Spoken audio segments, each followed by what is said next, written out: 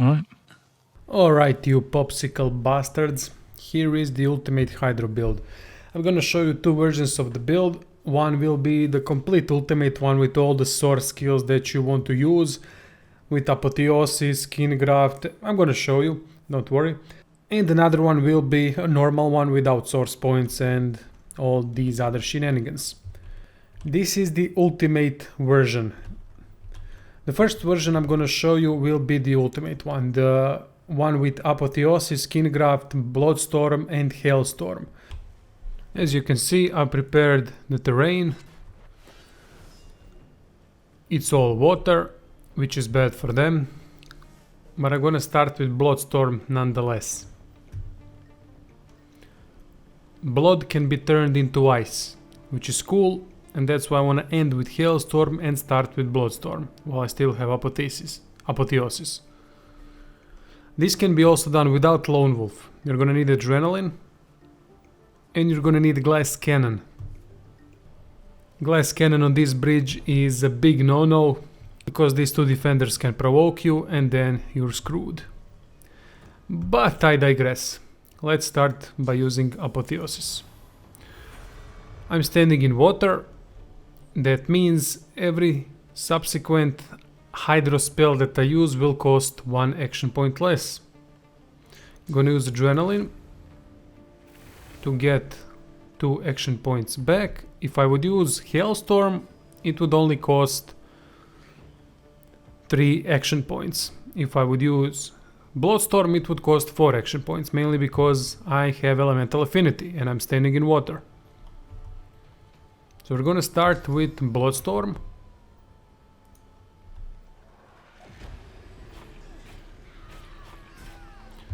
Grasp of the Start would be also a pretty good choice here to end the battle, simple like that, but I don't want to use that. Instead, I'm gonna use something else. I'm gonna use Global Cooling. That way we've created a frozen surface. Now what these bastards don't like is getting to you while the surface is frozen. They absolutely hate it, and if they can, they will avoid it. So go crazy now while you have Apotheosis.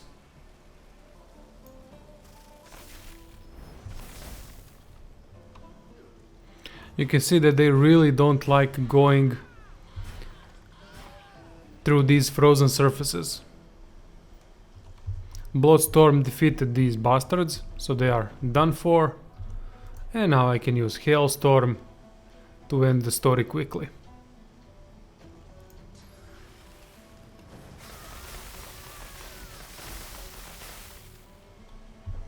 These two bastards are frozen, so I don't need to worry about them anymore, and if I want, I can use Icebreaker. It costs only 1 action point. Unfortunately, I cannot move at the moment, but I'm gonna use Icebreaker as it anyway. This guy is still frozen, no worries there. And let's do an overkill. Skin Graft. Adrenaline. And another Hailstorm. Well, there you go. That's the ultimate of the ultimatest versions, whatever.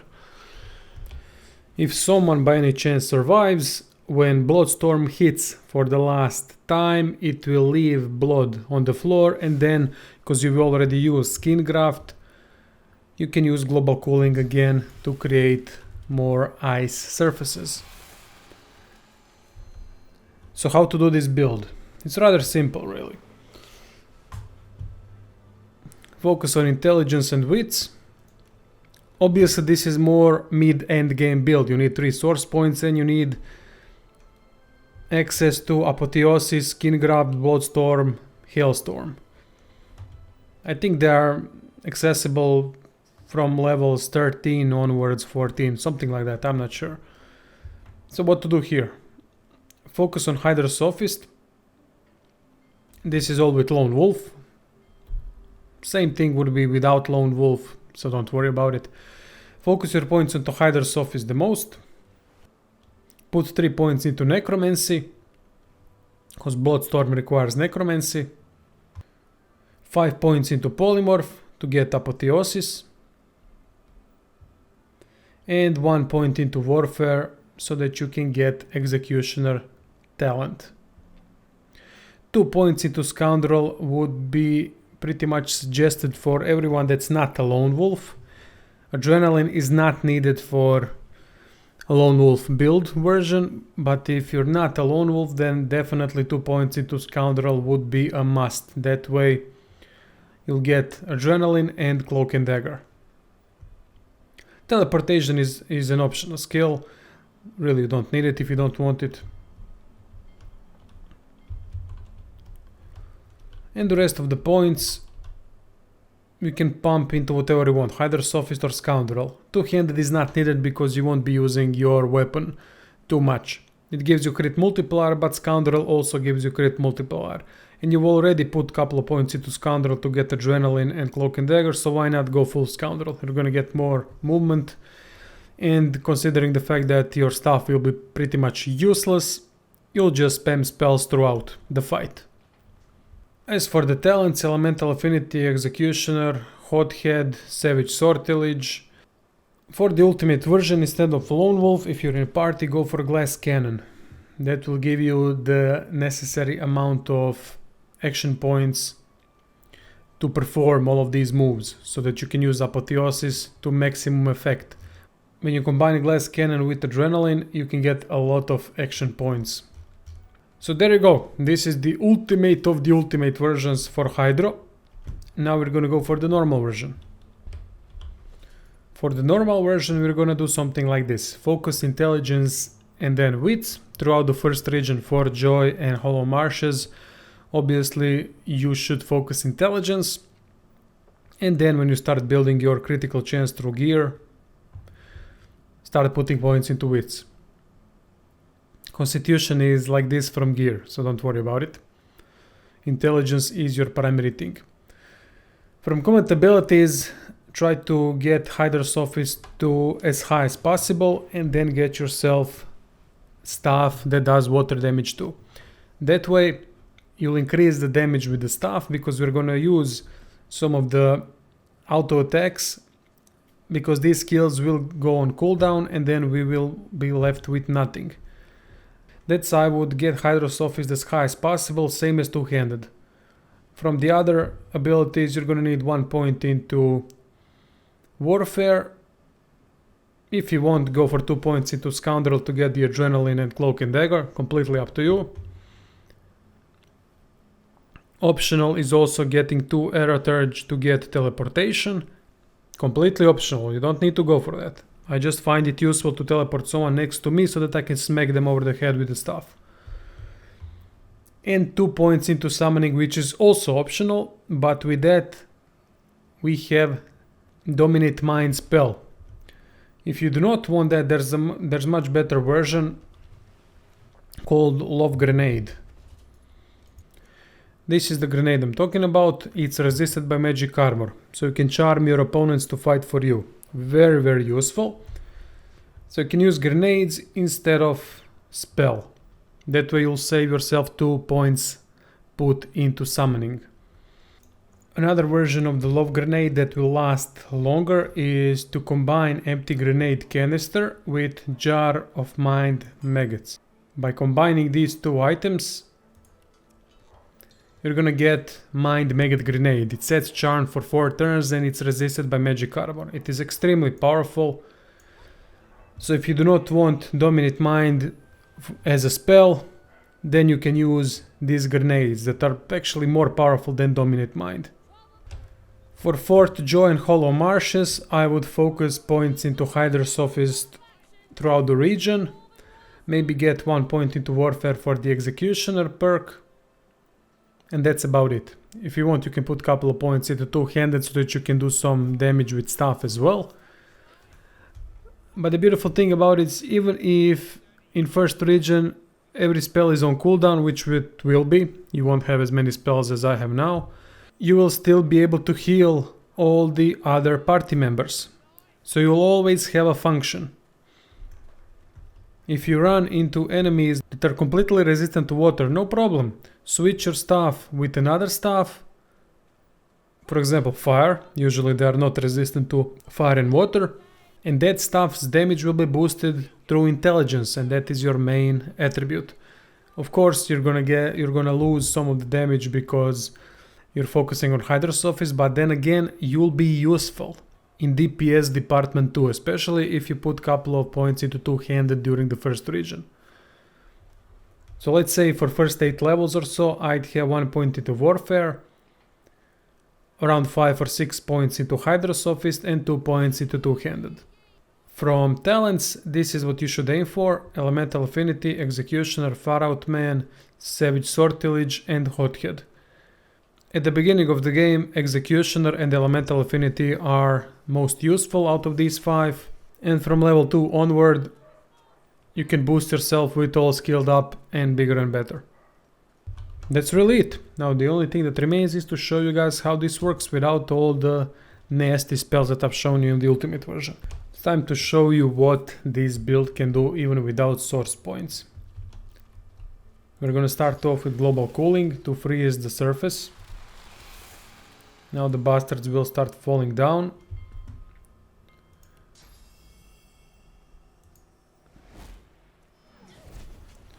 I managed almost to clear the whole Paladin bridge without Lone Wolf. I mean solo going versus all of these bastards. I had the same setup and I forgot that I wasn't using Lone Wolf talent. So I missed the last rotation and the last 3 bastards that were alive managed to taunt me, and then it was game over. But still, getting to that point with only 1 person and without Lone Wolf is a huge success, mainly because of the ice surface, which is so goddamn powerful. You're gonna see why in a second. We're gonna use immediately Icebreaker. It's gonna break all of the ice and it's gonna do some magic damage to these bastards. Alright, now what I will do immediately is use global cooling again. You can only use this combination before the fight, because frozen surface lasts for 2 turns and icebreakers got a cooldown of 3 turns. So you're gonna have to combine that differently to be effective in combat.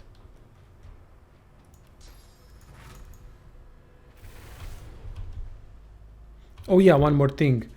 You need to have water staff so that you can benefit from Hydrosophist even more. It will increase your staff damage, and you also need to have immunity to sleeping on boots. To get that, just combine boots that you're wearing with nails. That will create immunity to sleeping effect. And now that I wasted action points for nothing, let's continue. I can, for example, use normal attack, Staff of Magus, dominate his pathetic paladin arse. Now watch how the others are struggling to get to me. They don't want to go through the ice surface. These elementalists here are an issue, because they will cast other types of spells that will remove surface from beneath me. And that's not a good thing. We do not want that, because then my spells will cost more. That's the main reason why I've implemented Cloak and Dagger, so that I can jump to the nearby surface that suits me. For example, this one. Now we've destroyed doors and Markswoman. 10,000 damage, not bad. And I can still cast some other bollocks spells. If there is water on the ground, you can create more ice surfaces by casting Winter Blast on top of the water. But the thing with Winter Blast is that it can only create ice if there is blood or water surface. Without it, it will not create anything. Hailstrike is a different story. Hailstrike can immediately create ice surface. You don't need to have water or blood beneath it to be able to create it. This guy is knocked down, so I don't need to worry about him.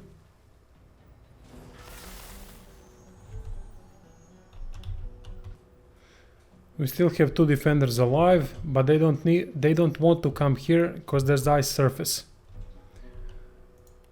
Now I just got fireballed and this oil surface here ignited. But with fireball, ice was broken. So now we have again water. What I will do now is create more water surface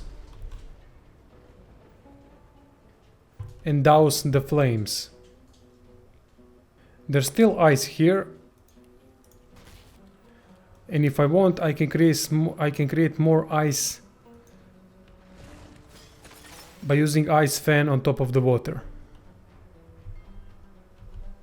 That's also a good thing to do, so that you're surrounded by ice and the enemies can't get to you.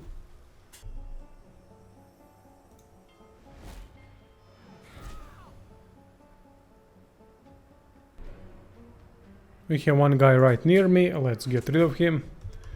There we go. Ice is on the floor and now I can damage everyone that stands in the ice. Currently that would be only paladin healer, so it's not worth it. I'm gonna do something else. This is where teleportation comes in play. I'm gonna teleport this annoying healer right in front of me. I'm gonna try to bash him down to death. Didn't work. One of these magisters used global cooling and that helps me more than it helps them.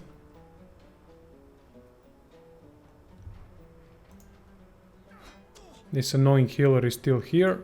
I will get 2 action points from the executed perk if I manage to kill him. Seems like he's got high resistance to ice. By now using Hail Strike on him, we will create more icy surfaces before us. And that will help in keeping these guys at bay, the rest of these magisters.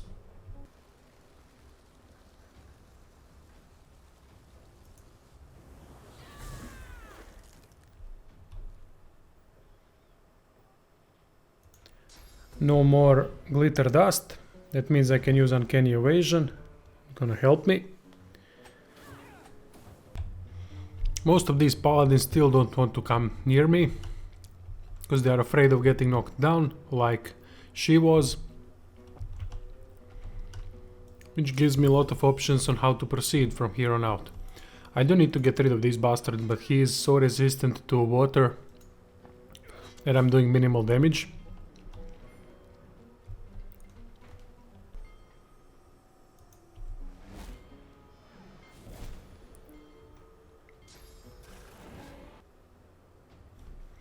Ice surface was lost, but no problem. We still have global cooling remaining. Just in time, and we do some damage as well with it. Not that much, but it's okay. Now I can choose who I want to dominate.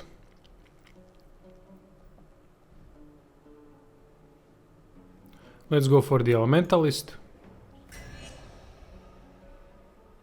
And I'm gonna throw some ice fans. I'm gonna try to aim this ground so that they have to go through it to get to me.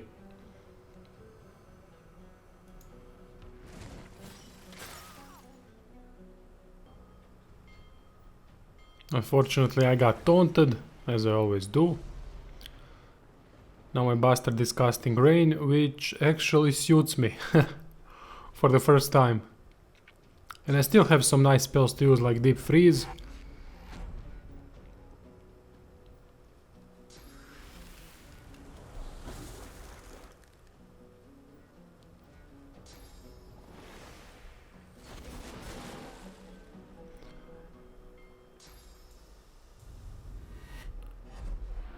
I have no idea what I think he used Icebreaker, but it wasn't from... Oh yes, it was. He actually used Icebreaker and destroyed everyone around, and that was a good move. Very nice. I'm surprised it was that useful. And it's time to finish these bastards properly now.